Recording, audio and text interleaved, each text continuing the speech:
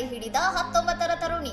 ಮದುವೆ ಉಡುಗೊರೆಯಾಗಿ ಸಿಕ್ಕಿತು 5 ಕೆಜಿ ಚಿನ್ನ ಹಾಗೂ ಐಷಾರಾಮಿ ರೋಲ್ಸ್ ರಾಯ್ಸ್ ಕಾರು. ಸೌದಿ ಅರೇಬಿಯಾದಲ್ಲಿ ನಡೆದ ಈ ವಿಚಿತ್ರ ಮದುವೆ ಈಗ ಇಂಟರ್ನೆಟ್ನಲ್ಲಿ ಭಾರೀ ಸಂಚಲನ ಮೂಡಿಸಿದ್ದು, ವಯಸ್ಸಿನ ಅಂತರದ ಹೊರತಾಗಿಯೂ ಯುವತಿ ಬಹಳ ಸಂತೋಷದಿಂದ ವಿವಾಹವಾಗಿದ್ದಾಳೆ.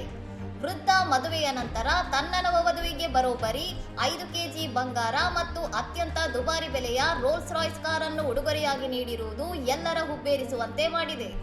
ಈ ಜೋಡಿಯ ವಿಡಿಯೋ ವೈರಲ್ ಆಗುತ್ತಿದ್ದಂತೆ ನೆಟ್ಟಿಗರಿಂದ ಮಿಶ್ರ ಪ್ರತಿಕ್ರಿಯೆ ವ್ಯಕ್ತವಾಗುತ್ತಿದ್ದು, ಹಣದಿಂದ ಏನನ್ನು ಬೇಕಾದರೂ ಕೊಳ್ಳಬಹುದು ಎಂದು ಕೆಲವರು ಕಮೆಂಟ್ ಮಾಡಿದ್ದಾರೆ.